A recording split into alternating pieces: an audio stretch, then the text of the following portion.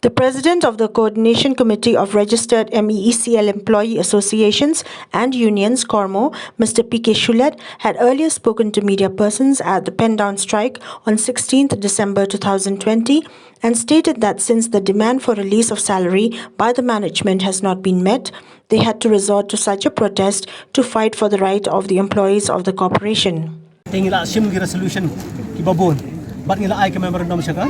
management group but hagat usgi ngila aray